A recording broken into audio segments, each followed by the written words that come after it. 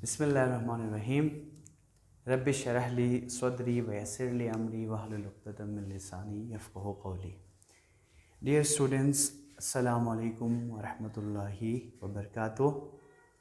This is Zishan Hussain and our new topic that today we will discuss, that is homeostasis in human.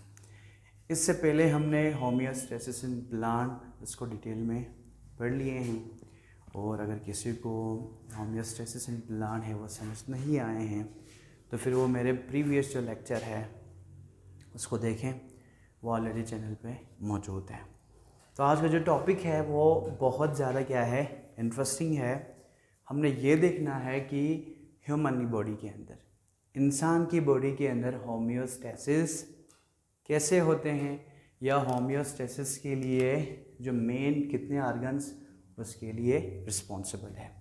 Okay, so basically human की body में homeostasis के लिए हमारे पास three main argon क्या होती है, homeostasis के लिए रिस्पॉन्सिबल होती है। उनमें से पहला जो आर्गन है that is skin, the second one is lungs and the third one is kidney। अच्छा, अब ये जो स्किन, लंग्स और जो किडनी है, ये होमियोस्टेसिस या जो करने में हमारे बॉडी के अंदर या जो होमियोस्टेसिस इन्हीं के थ्रू होता है।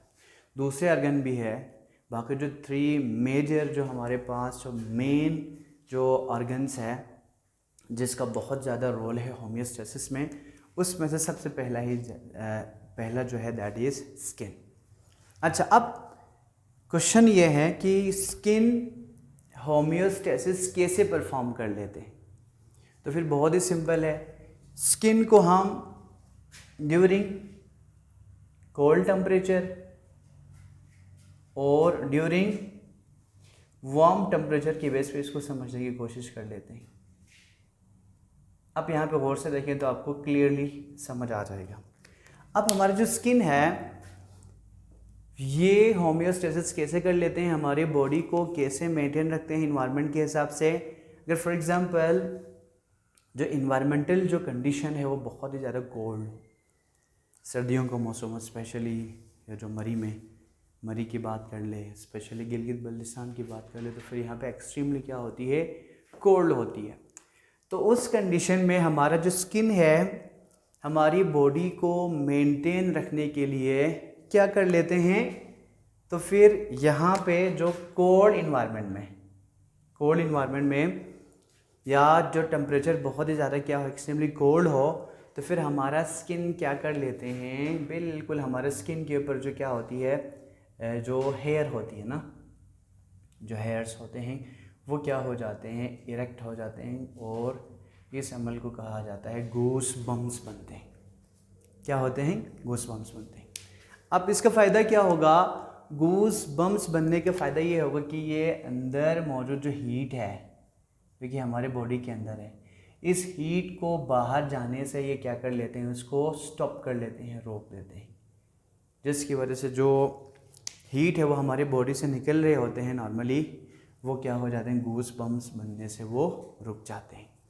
अच्छा, इसके बाद है कोल्ड इन्वायरमेंट में अगर बॉडी बहुत ज़्यादा या जो बॉडी के साथ जो इशू आ रहे हो, तो फिर बॉडी को होमियोस्टेसिस करने के लिए एक और काम ये भी होता है कि हमारे जो वेसल्स है, ब्लड वेसल्स है, ये कहाँ चले जाते हैं, ये बिल्कुल हमारे होल या जो ओवरऑल मसल्स के नीचे चले जाते हैं, या होल ओवरऑल ये जो बिल्कुल सरफेस पे नज़र नहीं आता।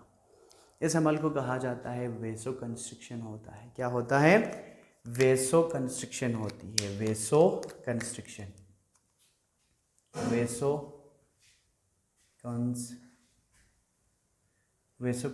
होती है।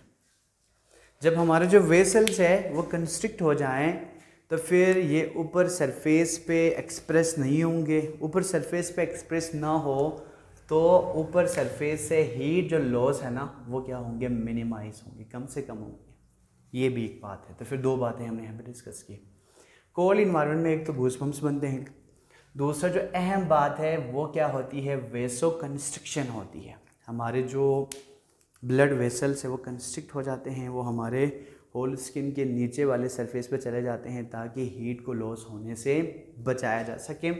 और तीसरा अहम बात ये भी होती है कि इसमें होता क्या है कि ये जो वेसो कंस्ट्रिक्शन भी हुआ ना और गूस बम्प्स भी बने, और जो तीसरा अहम बात है वो ये होता है कि शिवरिंग इफेक्ट होती है। शिवरिंग इफेक्ट में क्या होता है, फॉर एग्जांपल बहुत ज़्यादा सर्दी लगे तो फिर हमारे मसल्स हैं ना वो क्या हो जाते हैं, उसमें जो थरथराहट होती है। तो इसका मतलब ये होता है कि ये जो टेम्परेचर है ना वो फॉल हो रहा बॉडी का, या ओवरऑल हीट बॉडी से निकल रहा, तो जिसके नतीजे में जो हीट है ना वो क्या कर लेते हैं, हीट को बाहर जाने से रोकने के लिए हमारी बॉडी के अंदर एक शिवरिंग इफेक्ट होती है।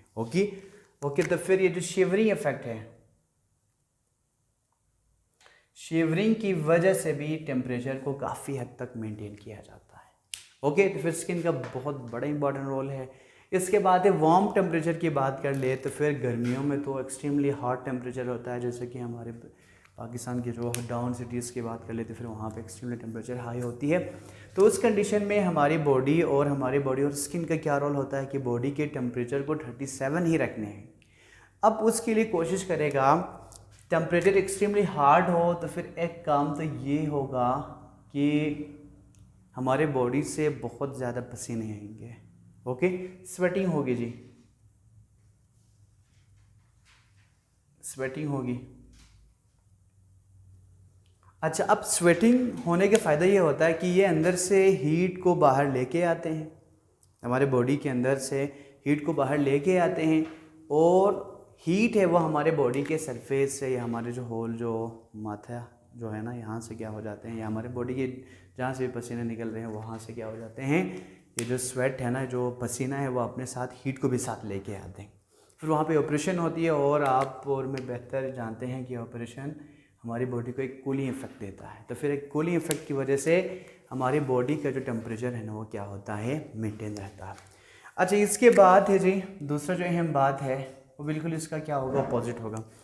गर्मियों की बात कर लेना तो फिर हमारे जो वेसल्स हैं, ब्लड वेसल्स है, बिल्कुल हमारे जो होल स्किन के सरफेस पे या ओवरऑल हमारे जो स्किन पे क्या हो जाता है, नमूदार होते हैं, ये शो होने लगते हैं। इसका फ़ायदा ये है, इसको कहा जाता है वेसो डायलेशन कहा जाता है, वेसो डायलेशन कहा जाता है। जब वेसो डायलेशन होना तो फ़ायदा ये होता है कि ये जो जितना हो सके हमारे जो ब्लड वेसल है ना वो डायलेट होते हैं। डायलेट होने का फ़ायदा ये है कि जिसकी वजह से ये हीट को भी क्या कर लेते हैं, ऊपर सरफेस तक लेके आते हैं, और स्वेटिंग के साथ ठीक है ना हीट को बाहर निकालने में वेसो डायलेशन का काफ़ी रोल होता है। ओके तो इस तरह हमारी बॉडी के अंदर हमारा स्किन है वो बहुत ही इंपॉर्टेंट रोल प्ले कर रहा होता है। तो स्किन के थ्रू क्या होती है, हमारे बॉडी के अंदर टेम्परेचर को रेगुलेट करने में स्किन है ना होमियोस्टेसिस में इसका बहुत बड़ा इंपॉर्टेंट रोल है। इसके बाद स्किन की ही बात कर ले तो फिर हमारी जो स्किन है ना वो बेसिकली हमारी जो स्किन है वो 3 पार्ट्स पे मुश्तमिल होते हैं। सबसे ऊपर वाला जो लेयर होता है इसको कहा जाता है एपिडर्मिस, एपिडर्मिस। इसके बाद दूसरा वाला लेयर है इसको कहा जाता है डर्मिस, और लास्ट वाला जो लेयर है इसको कहा जाता है हाइपोडर्मिस, हाइपोडर्मिस। अच्छा जी, अब एपिडर्मिस है वो हमारे स्किन के सबसे ऊपर वाले लेयर को कहा जाता है। अगर ये हमारा स्किन हो तो फिर हमारा स्किन का सबसे ऊपर वाला जो लेयर है ये वाला ना, बिल्कुल जो कि बिल्कुल क्या है हमारे बॉडी के ड्राई वाला जो पार्ट है, डेड केराटिनाइज जो यहाँ पे ठीक है ना प्रोटीन से ये बनी होती है, बाकी बिल्कुल डेड पार्ट पे ही मुश्तमिल होता है एपिडर्मिस। ओके और एपिडर्मिस है ना उसके सरफेस से आगे क्या होती है, जो जितने भी जो हेयर्स हैं ना हमारे बॉडी के वो यहाँ से आगे निकले होते हैं। बाकी इनकी जो होल जो रूट है वो जो हेयर फॉलिकल्स है वो डर्मिस में ही होती है, क्योंकि इनके लिए जो न्यूट्रिएंट्स है वो हेयर फॉलिकल्स है ना और उनको कहाँ से मिलता है, डर्मिस। अब ड्राई पार्ट होने की वजह से यहाँ पे कोई भी ब्लड वेसल्स पाए नहीं जाते हैं, जबकि यहाँ पे क्या होता है बिल्कुल डेड केराटिनाइज्ड ये जो पार्ट होता है, और ये हमारी बॉडी को या डर्मिस को या नीचे वाले लेयर्स को हमारे इनर पार्ट को क्या कर लेते हैं, प्रोटेक्ट कर लेते हैं। इसका जो मेन फंक्शन क्या है, प्रोटेक्ट कर लेते हैं। प्रोटेक्ट कर लेते हैं हमारे इनर पार्ट ऑफ बॉडी को, ये क्या कर लेते हैं, ये उसको प्रोटेक्ट करते हैं। जबकि नीचे वाला जो लेयर है इसको कहा जाता है डर्मिस। क्या कहा जाता है, डर्मिस। अब डर्मिस में ब्लड वेसल्स होते हैं जी, यहाँ पे मुख्तलिफ ग्लैंड्स होते हैं, सेबेशियस ग्लैंड्स होते हैं, और यहाँ पे जो स्वेट ग्लैंड्स वगैरह भी यहाँ पे होते हैं, और बाकी इसके अलावा यहाँ पे जो हेयर फॉलिकल्स है, ठीक है, इनके लिए जो खुराक भी यहाँ से ही मिलता है।